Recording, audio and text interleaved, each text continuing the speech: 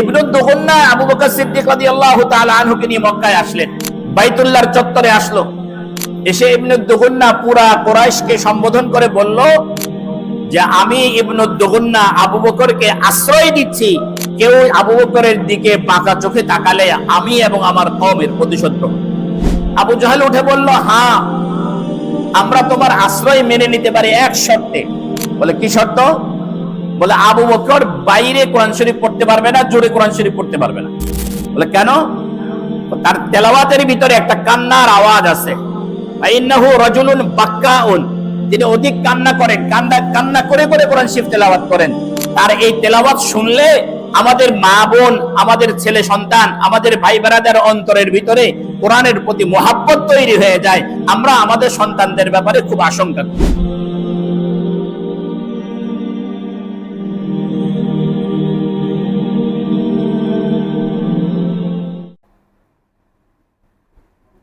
পুরা মানব মণ্ডলীর মধ্যে আল্লাহ রাব্বুল আলামিন দুইটা জামাতকে নিজে বাছাই করেছেন।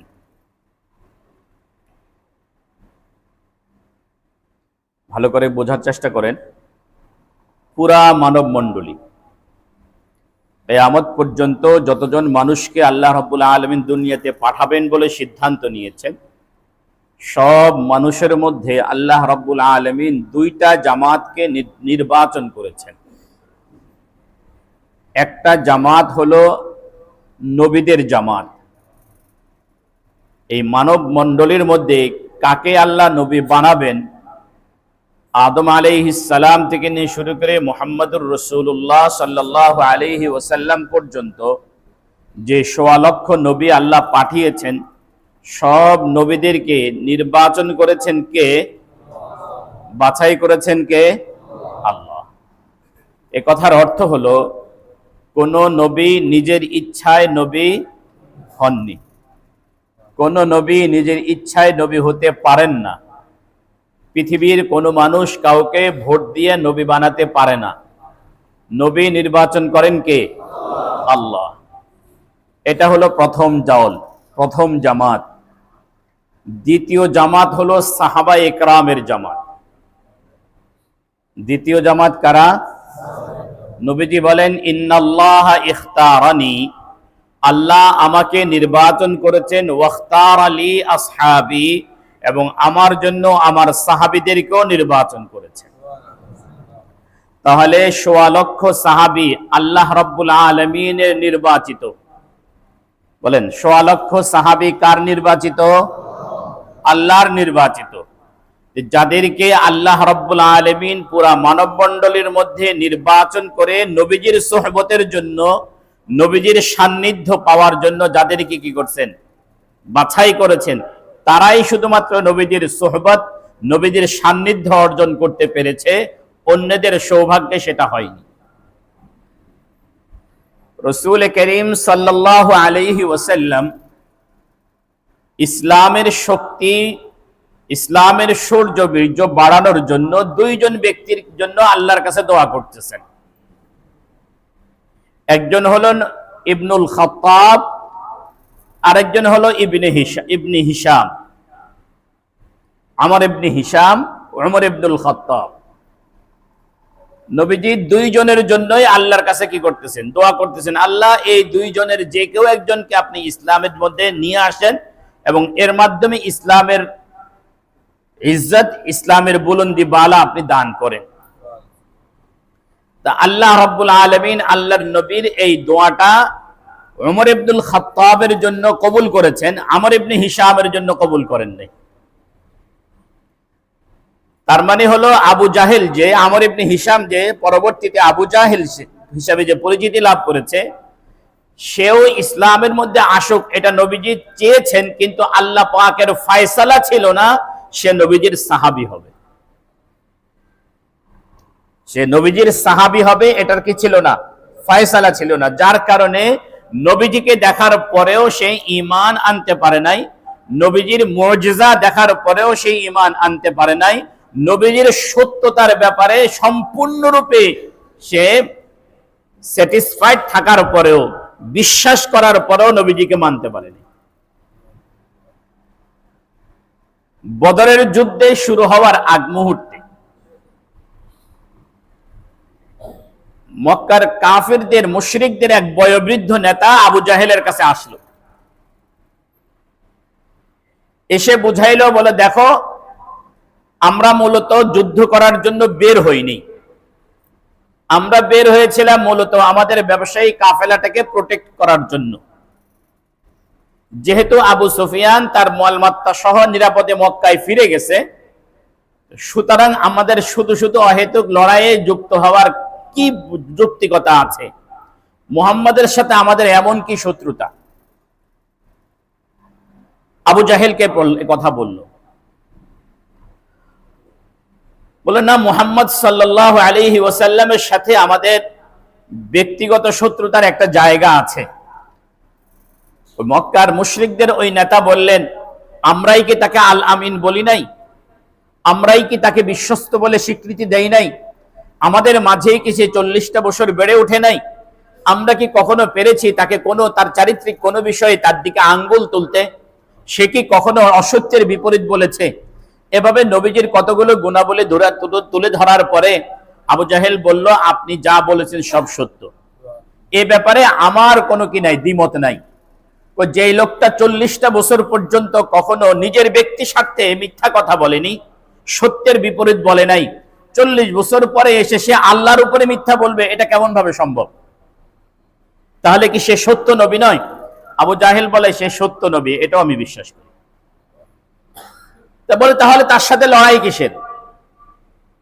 বলে, তার সাথে লড়াই হলো, আমরা হলাম বনু মাখজুমের, সে হলো বনু হাশিমের। বনু হাশিম যখনই কোনো ভালো কাজ করেছে, বনু মাখজুম তার মোকাবেলায় আরেকটা ভালো কাজ সমাজে নিয়ে এসেছে। ভালো কাজের প্রতিযোগিতায় বনু মাখজুম বনু হাশিম থেকে কখনো পিছিয়ে ছিল না। কিন্তু বনু হাশিমের এই ছেলে মুহাম্মদ সাল্লাল্লাহু আলাইহি ওয়াসাল্লাম, সে এমন একটা যুবক, তার মোকাবেলায় আমরা বনু মাখজুম থেকে কাউকে দাঁড় করাইতে পারতেছি না। আমাদের বনু মাখজুমের ভিতরে তার মতো কোনো সন্তান আর কোনো যুবক আর কি নাই, যার কারণে আমাদের বংশমর্যাদা নিচু ডাউন হয়ে যাচ্ছে, তার বংশমর্যাদা উপরে উঠে যাচ্ছে। এটা কোনোদিনই সম্ভব নয়, আমাদের বংশের মর্যাদা রক্ষা করতে হবে। মক্কার ওই মুশরিক নেতা বললেন, হ্যাঁ, বংশের মর্যাদা রক্ষা করা লাগবে। এখান থেকে যে কথাটুকু আমি বোঝাতে চেয়েছিলাম, আবু জাহেলও বিশ্বাস করত মুহাম্মদুর রাসূলুল্লাহ সাল্লাল্লাহু আলাইহি ওয়াসাল্লাম সত্য নবী, কিন্তু তবুও তার কপালে সাহাবী হওয়ার সৌভাগ্য জোটে নাই, যেহেতু কার ফয়সালা ছিল না? আল্লাহ। তাহলে সাহাবী হওয়াটা কার নির্বাচন? বলেন, সাহাবী হওয়াটা কার নির্বাচন? আল্লাহ। এই কারণে নবীজি বলছেন, আল্লাহ আল্লাহ ফি আসহাবি, আমার সাহাবীদের ব্যাপারে তোমরা খুব সাবধান, খুব সাবধান, খুব সাবধান। আল্লাহ আল্লাহ ফি আসহাবি লা তাত্তাখিযুহুম গরাদাম মিন বাদি, বলে নিজেদের মনোপ্রবৃত্তির চরিতার্থ করার জন্য আমার কোন সাহাবীর ছিদ্র অন্বেষণ করো না। কোন সাহাবীর ভুল ধরা নবীজি হারাম করে দিয়েছেন, নিষেধ করে দিয়েছেন। আচ্ছা, সেটা অন্য লাইন। আমি আজকে যে লাইনে কথা বলতে চেয়েছিলাম সেটা হলো, সব সাহাবী কার নির্বাচিত? এই সাহাবাই কেরামের মধ্যে সর্বশ্রেষ্ঠ ব্যক্তি যিনি, তিনি হলেন আবু বকর সিদ্দিক রাদিয়াল্লাহু আনহু। তাহলে আবু বকর সিদ্দিক নবীজির সাহাবী হবেন, আবু বকর সিদ্দিক সবার আগে ঈমান আনবেন, আবু বকর সিদ্দিক রাদিয়াল্লাহু তাআলা আনহু ঈমান আনার পরে সর্বপ্রথম দাওয়াতি কার্যক্রম পরিচালনা করবেন। আবু বকর সিদ্দিক রাদিয়াল্লাহু আনহু নবীজির সাথে হিজরতের সফরে থাকবেন। আবু বকর সিদ্দিক রাদিয়াল্লাহু আনহু নবীজির পরে খলিফা হবেন। আবু বকর সিদ্দিক রাদিয়াল্লাহু আনহু এখন পর্যন্ত নবীজির সাথে শুয়ে আছেন এবং জান্নাতে একসাথে প্রবেশ করবেন। এটা শুধুমাত্র দুনিয়ার ফয়সালা নয়, এটা আরশে আযীমের ফয়সালা। কার ফয়সালা? আল্লাহ রাব্বুল আলামিনের ফয়সালা। এই হলেন হযরত আবু বকর সিদ্দিক রাদিয়াল্লাহু আনহু। রাসূল করিম সাল্লাল্লাহু আলাইহি ওয়াসাল্লামের সাথে একদম গুণাবলীতে অনেক বৈশিষ্ট্যে 100তে 100 মিলে যায়। রাসূল করিম সাল্লাল্লাহু আলাইহি ওয়াসাল্লাম 63 বছর হায়াত পেয়েছেন, আবু বকর 63 বছর জীবন পেয়েছেন। 63 বছর বয়সে নবীজি ইন্তেকাল করেছেন, আবু বকর 63 বছর বয়সে ইন্তেকাল করেছেন। নবীজি মৃত্যুর ইন্তেকালের 5 দিন আগে অসুস্থ হয়ে গেছেন, আবু বকর সিদ্দিক এরা 5 দিন আগে অসুস্থ হয়ে গেছেন। নবীজি সাল্লাল্লাহু আলাইহি ওয়াসাল্লাম বিষের প্রতিক্রিয়া, নবীজি ইন্তেকালের আগে নবীজির মধ্যে বিষের প্রতিক্রিয়া দেখা দিয়েছিল। খাইবারে এক ইহুদি মহিলা নবীজিকে ছাগলের গোশতের সাথে বিষ মিশিয়ে খাওয়াইছিল, সেটার প্রতিক্রিয়া ইন্তেকালের আগ মুহূর্তে দেখা দিয়েছিল। আবু বকর সিদ্দিক রাদিয়াল্লাহু তাআলা আনহু বিষের প্রতিক্রিয়া ইন্তেকাল করেছেন। আবু বকর সিদ্দিক রাসূল করিম সাল্লাল্লাহু আলাইহি ওয়াসাল্লামকে যেই সময় বিষ মিশ্রিত খাওয়ানো হয়েছিল, যারা খাবার খেয়েছিল তাদের মধ্যে একজন মারা গিয়েছিল উপস্থিত।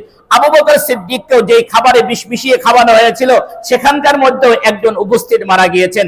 আবু বকর সিদ্দিক রাসূল করিম সাল্লাল্লাহু আলাইহি ওয়াসাল্লাম যেই বিছানায় ইন্তেকাল করেছেন, আবু বকরও সেই বিছানায় ইন্তেকাল করেছেন। নবীজি সাল্লাল্লাহু আলাইহি ওয়াসাল্লামের পরে ইন্তেকালের পরে যেই চাদর দিয়ে নবীজিকে ঢেকে রাখা হয়েছিল, সে একই চাদর দিয়ে আবু বকর সিদ্দিককেও ঢাকা হয়েছে।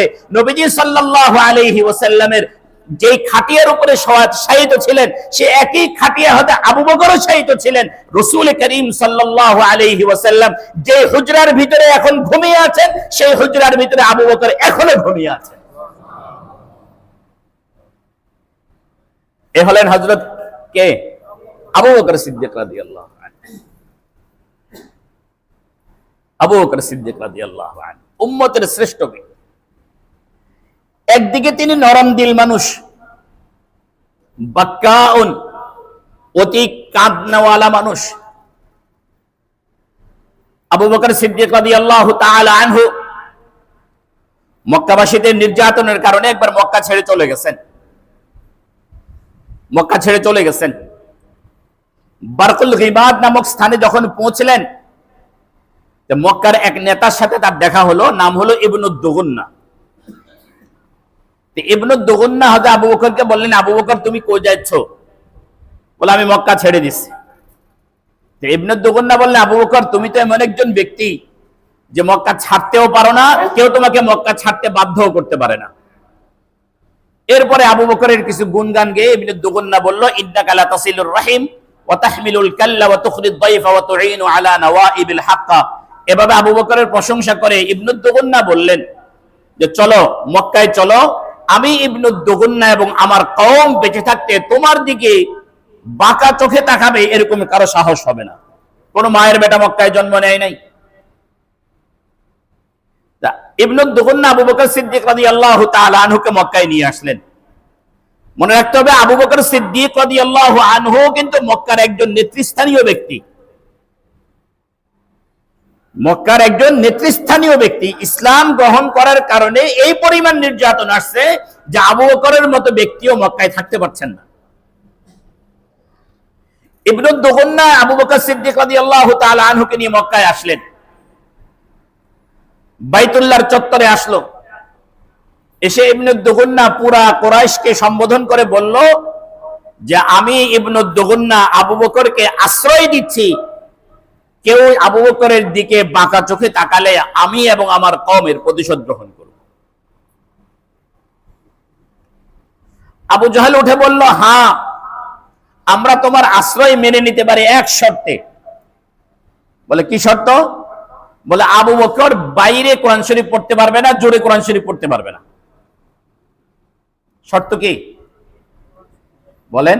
আবু বকর ঘরের বাইরে কোরআন শরীফ পড়তে পারবে না এবং ঘরে পড়লেও জোরে পড়তে পারবে না। বলে কেন? তার তেলাওয়াতের ভিতরে একটা কান্নার আওয়াজ আছে। ইন্নাহু রাজুলুন বাক্কাউন, তিনি অধিক কান্না করেন, কান্না করে করে কোরআন শরীফ তেলাওয়াত করেন। তার এই তেলাওয়াত শুনলে আমাদের মা বোন, আমাদের ছেলে সন্তান, আমাদের ভাই বেরাদার অন্তরের ভিতরে কোরআনের প্রতি মোহাব্বত তৈরি হয়ে যায়। আমরা আমাদের সন্তানদের ব্যাপারে খুব আশঙ্কা করি। বলেন আবু জাহেলদের সেই কথাটা ওইখানে শেষ হয়ে গেছে? আমার কাছে মনে হয় না যে ওইখানে শেষ হয়ে গেছে। আজকের 1400 বছর পরেও আবু জাহেলদের ওই কথাগুলো আমাদের অনেকের মুখে উচ্চারিত হয়।